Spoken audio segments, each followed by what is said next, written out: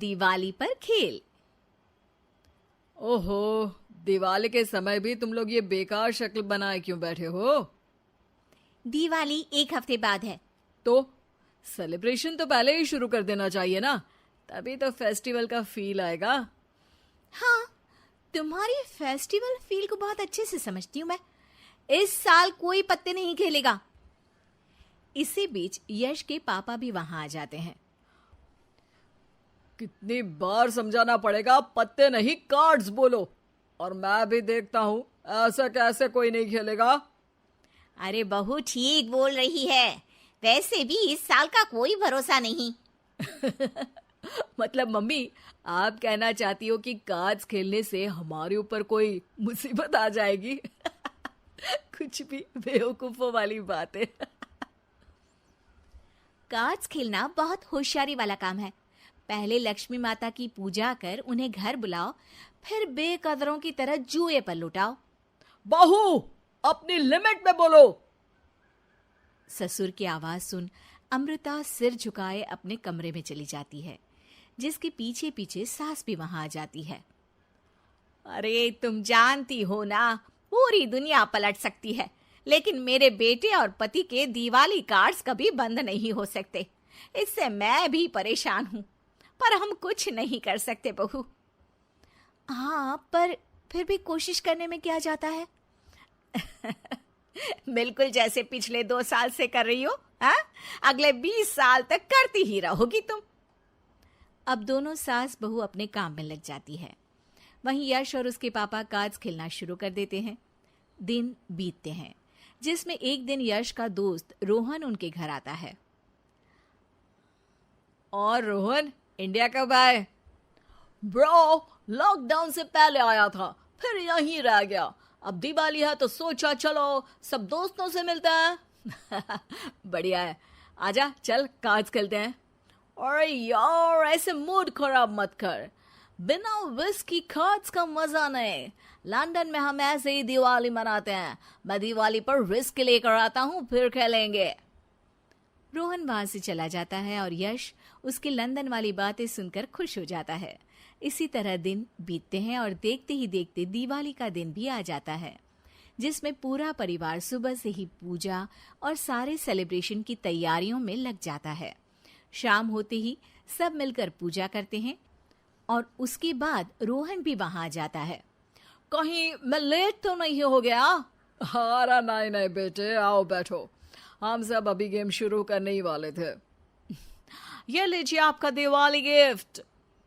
Rohan whisky की बोतल आगे करता है, जिस पर अमृता तुरंत बोल पड़ती है। वैसे हमारे यहाँ दिवाली पर कुछ सभ्य गिफ्ट दिया जाता है। और मेहमान को भगवान भी समझा जाता है। जाओ कुछ नाश्ता लेकर आओ। अमृता रसोई में चली जाती है, जिसके बाद रोहन, यश और उसके पापा विस्की पीते हुए कार्ड्स खेलना शुरू कर देते हैं। कुछ ही देर में वो नशे में बिना सोचे समझे खेलते हुए कुछ भी बेट पर लगाने लगते हैं। अरे मेरे तो सारे पैसे खत्म हो गए, पर ये सोने की अंगूठी है, आज ही अमृता ने गिफ्ट की है। इस बार मैं ही जीतूंगा। हाँ हाँ, सब दांव पर लगा दो। बीवी भी क्यों छोड़ रहे हो? इसे भी लगाओ, बना लो यहाँ दूसरी महाभारत। मैं तो तंग आ गई हूँ, पर ये नहीं सुधरेंगे। अरे इतना क्यों किलस रही है? खेलने देना उन्हें, कौन सा कोई लूट कर ले जाएगा। खेल ही तो रहे हैं, बाद में सब वापस कर देंगे। वो तो अभी पता चलेगा। सास अमृता की बातों को इग्नोर कर वहां से चली जाती है, पर अमृता वहीं रुककर यश और उसके गेम पर नजर रखे बैठी रहती है, जिसके कुछ देर बाद यश और उसके पापा सब कुछ हार जाते हैं। ब्रो, तू तो हार गया। ऐसा नहीं हो सकता, यश कभी नहीं हारता।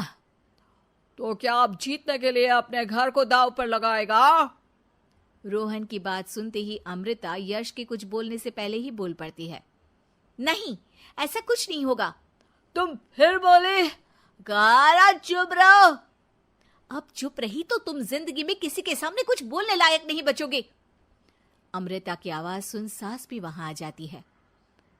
अगर इतना भरोसा है तो एक गेम आप खेल लीजिए, देख लेते हैं कौन कितना अच्छा है। ठीक है, एक गेम। जो जीता वो यहाँ और जो हारा सीधा घर से बाहर। रोहन अमृता की शर्त मान लेता है, जिसके बाद अमृता अपनी सारी ज्वेलरी बेड पर लगाकर गेम स्टार्ट करती है, जिसमें देखते ही देखते रोहन जीत जाता है। ये सब देख यश हैरान रह जाता है। हरा दिया ना, ये ज्वेलरी क्या फ्री में आई थी जो बेट लगाई? तुमसे कुछ नहीं हो सकता, कहा था दूर रहो। वो सब बाद में, पहले मुझे ये सब दो।